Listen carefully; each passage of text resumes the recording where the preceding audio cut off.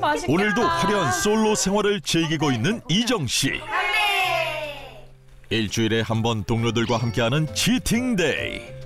운동하는 사람들은 이렇게 한 번씩 치팅데이를 해줘야 되는 거거든.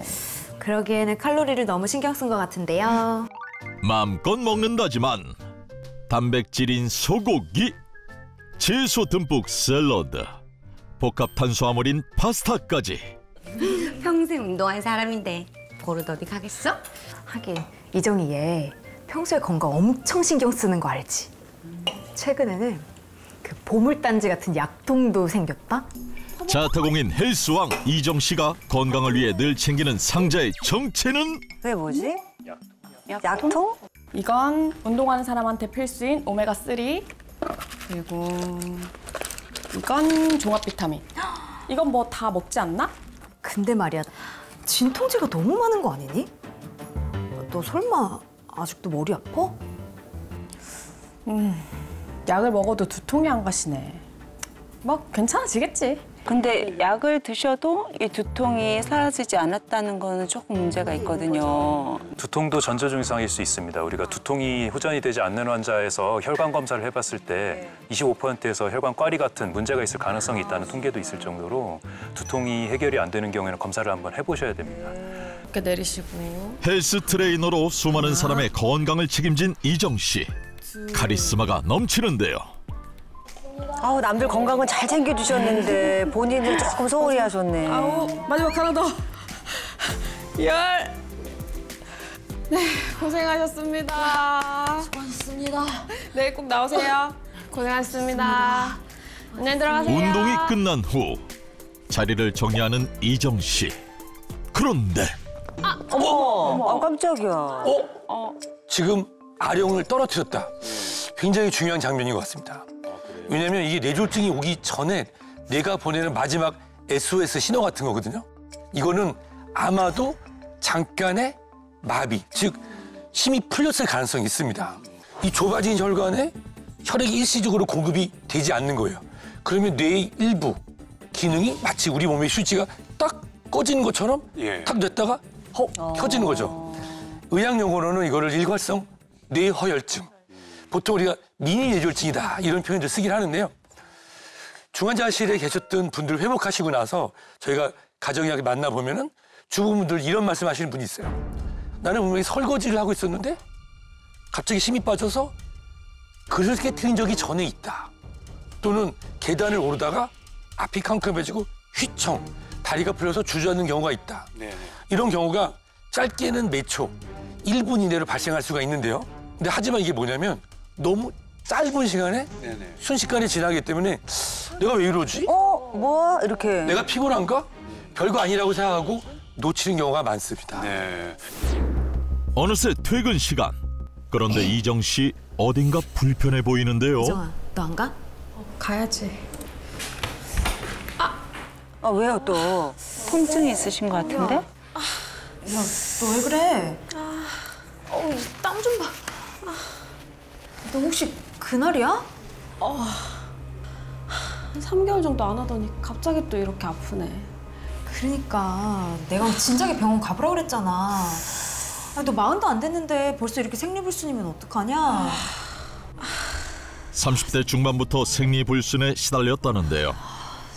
저희는 이제 아무래도 보여지는 직업이니까 갑자기 막 확 먹었다가 확 빼거든. 격한 다이어트 이런 것도 좀 많이 하고 많이 해가지고 생리불순 이런 것도 좀 많이 심했고요. 엄마가 47인가 뭐 엄청 빨리 끝나셨다고. 집안 내력이라고 엄마가 빨리 끝나셔가지고요.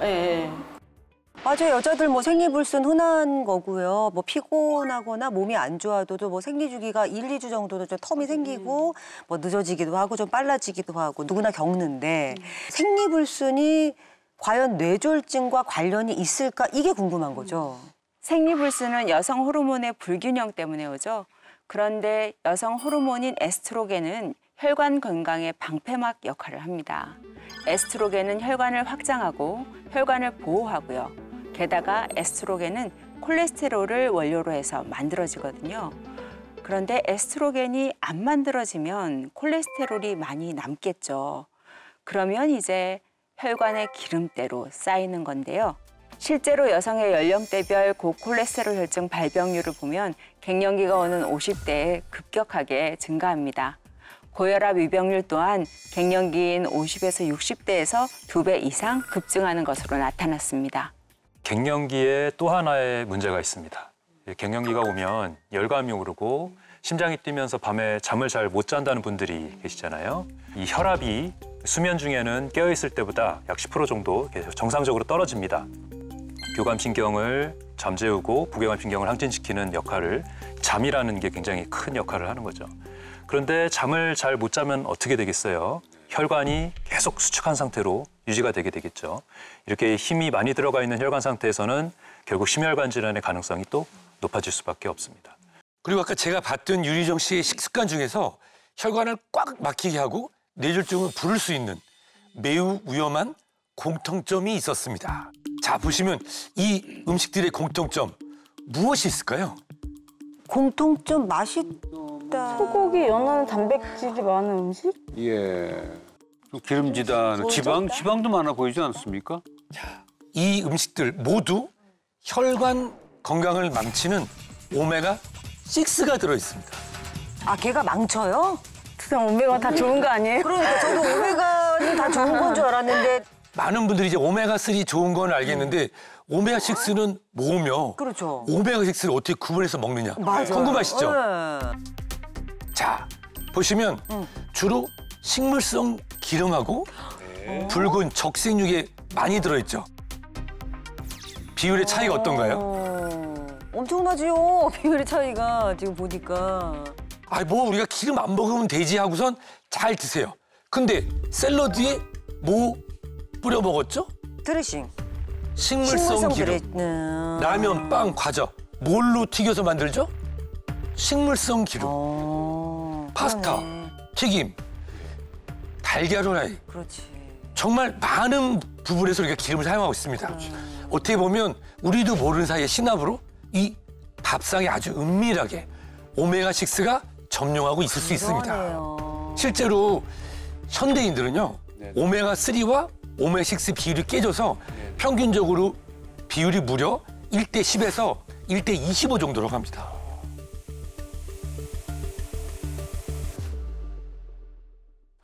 그런데 오메가3와 오메가6의 비율이 깨지면 혈관 건강에 문제가 생긴다고 하셨는데 구체적으로 어떤 문제가 발생합니까? 사실 오메가3와 오메가6는 우리 몸에서 꼭 필요한 지방산입니다. 불포화 지방산의 종류죠. 문제는 이 비율입니다. 오메가6의 섭취가 더 많아지게 되면요, 염증 반응을 일으킬 가능성이 높아지고 우리가 피떡이라고 얘기하는 혈전이 더 많이 생기게 됩니다. 이 오메가6가 많을 때 생긴다는 것이 바로 이 혈전인 것이죠. 근데 저기 잘 보시면요, 현대인들, 우리도 모르는 일상 속에서 밥이나 빵, 면, 탄수화물 과잉 섭취하고 살고 있습니다. 과다하게 섭취한 탄수화물은 우리 몸에서 에너지를 사용하고 남으면 이게 중성지방 형태로 변환이 됩니다. 이 중성지방 이 자체도 문제가 될 수 있지만 문제는 이 중성지방이 또 나쁜 콜레스테롤 불리는 LDL 콜레스테롤을 만드는 원료, 또 촉진시킬 수 있기 때문에 더욱더 위험할 수 있습니다. 좀 더 부연 설명을 드리면요, 피 속에 콜레스테롤이 많아지면 어떻게 될까요? 자, 이 사진이 고지혈증 환자들의 혈관벽 상태인데요. 여기 보시면 콜레스테롤이 혈관벽에 층층이 쌓여 있는 게 보이실 겁니다. 그래서 피가 돌아다닐 공간이 점점 좁아지게 됩니다. 이렇게 되면 이 혈관의 압력을 높일 수밖에 없겠죠. 이 혈압이 높아지다 보면 그 남아있던 콜레스테롤 찌꺼기를 치고 지나가면서 확 뒤집어지면서 이게 막히는 역할을 하면서 뇌경색, 심근경색으로 가는 거죠.